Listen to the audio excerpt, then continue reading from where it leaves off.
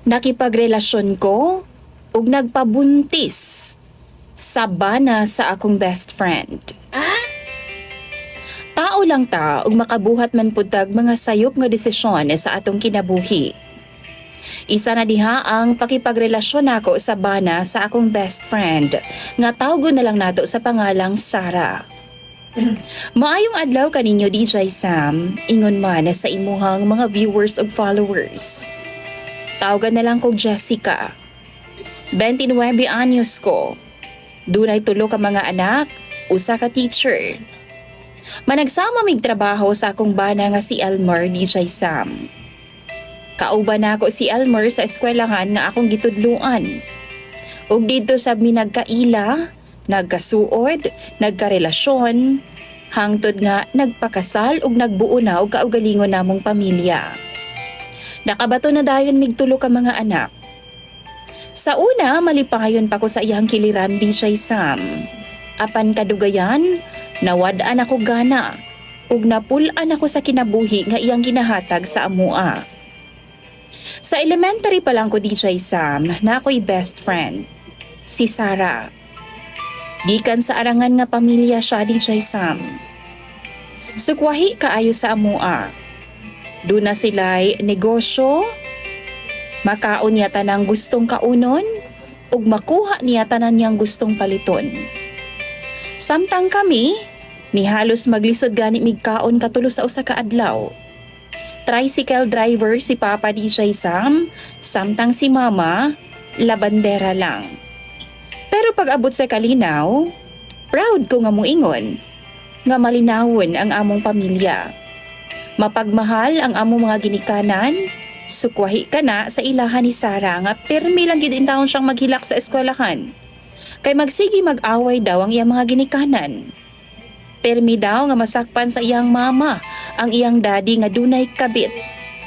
Ug sa ulahi, duna pa daw sila'y anak sa iyang kirida. Mao daw to ang rason nga nagkabuwag na jud ang iyang mga ginikanan. Naa sa poder sa iyahang mama si Sarah. Pero bisan pa man, haruhay gihapon ang iyang kahimtang sa kinabuhi. Kay adunahan man pud ang iyang mga apuhan. Samtang ako, kinahanglan pa intawong maningkamot og pangitag scholarship. Aron lang gyud nga makalahos sa kolehiyo. Sa dihang may graduate nami sa high school DJ Sam. Naa na sa mahalon nga private school si Sarah. Samtang ako, naalang sa gamay nga eskwelahan sa among lugar. Pero tungod kay BFF ming duha, suod kaayo mi, maong kada semana gyud na DJ Sam, maglaan gyud mig time para sa usag-usa. Magchika o mag-update mi about sa amo ang mga kinabuhi. Napagani mga times nga pasudlon ko niya sa ilahang eskwelahan. Grabe ka mga sosyal sa mga estudyante didto ug dito pud nako na-meet ang iyang uyab DJ Sam. Si Angelo. Gwapo kaayo siya. Dato pud. Ug nasayra nako nga college pa lang siya DJ Sam, duna na siya kaugalingong kondo nga hinatag sa iyang mga ginikanan. Wow!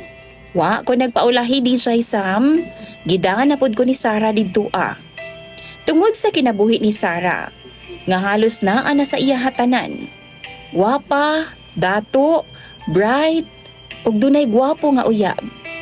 Nainggit gid ko sa iyang taman. Sa tinuod lang, di man pud ko pangit. Gwapa sab ko DJ Sam. Ginaingnan pa gani sa mga tao sila mama ug papa nga swerte daw kaayo sila sa ako Kay gawas nga gwapa daw ko, kugihan, bright ug madiskarte pa daw ko sa kinabuhi. Naa na daw sa ako atanang hiyas nga gipangita sa mga lalaki. Pero wa sila masayod, baga kay kog insecurities DJ Sam. Wa sa ako atanan. Wa ko'y kwarta DJ Sam. Ug mao na ang dakong agwat namong duha sa ako ang best friend nga si Sarah. Tungod kay di na ako mapugngan ang inggit nga akong gibati ngadto kang Sarah, midistansya na lang ko sa ilahan ni Angelo. Pag-graduate namo sa college, samot nagkanya-kanya ang among mga kinabuhi. Ako nagtudlo na og si Sarah pod busy na sa negosyo sa iyang pamilya. Samot na dihang nagkauyab naming duha ni Elmer. Dalang na lang yun kaayo ang among communication ni Sarah. Birthday ni Sarah DJ Sam niya adto nga time, giimbita ko niya. Kami lang sa iyaha mga friends o boyfriend nga si Angelo. Nangaon o nag-inom-inom gamay lang good. Lagpas 12 midnight na dihang nahuman DJ Sam sa party-party. Gi-invite na lang ko ni Sarah nga dito na lang daw miuna matug sa condo ni Angelo. Nisugod pod ko. Ug pagmata na ako DJ Sam pagkabuntag, mga alas 10 na siguro to. Abi ko bag naa pa si Sarah. Pero nakurat na lang ko nga nigawa sa shower room si Angelo. Nakatapis lang og tuwalya. Natulala gyud ko DJ Sam. Kaysa tinuod lang, crush kayo na ako si Angelo. Kinsa ba ang dili nga pasta magyud niyang gwapo ka? Nangutana ko sa iya kung asa si Sarah. Pero anak pa si Angelo, nibaba lang daw kadali si Sarah aron nga kuhaon ang pagkaon nga iyahang gipa-deliver. Giampo gyud nako DJ Sam ni adto nga time. Unta, malangay-langayan pagbalik si Sarah. Aron naa pa ko'y enough nga time nga pansamantalahan ang kagwapo ni Angelo. Pero, wa madugay, miabli ang pultahan ug mibungad na si Sarah nga naay bitbit nga mga pagkaon. Ambot ba di siya Sam? Mali man, pero nasad gyud ko ni atong higayuna. Sabay ming nangaon sa lamesa. Pero ang akong mga mata, tuara gyud punta kang Angelo.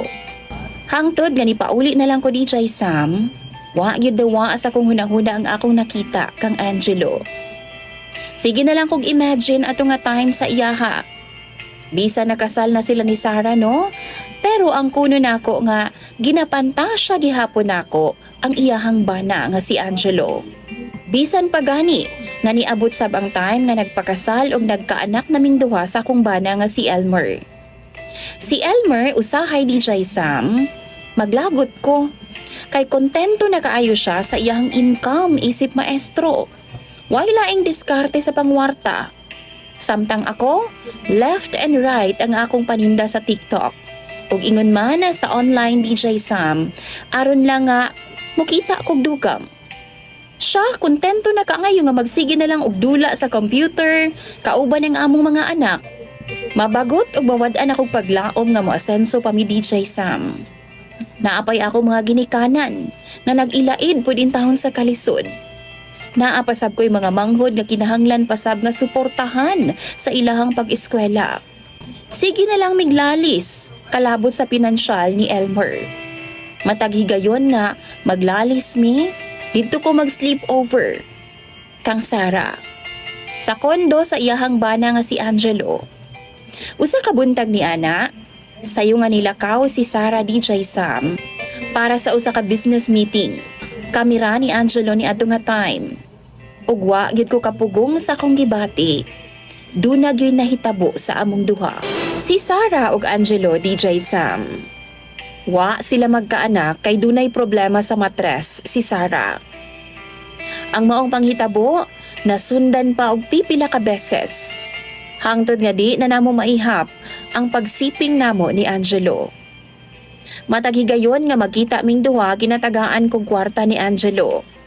Ug mao pud na nga akong ginasuporta ngadto sa akong pamilya.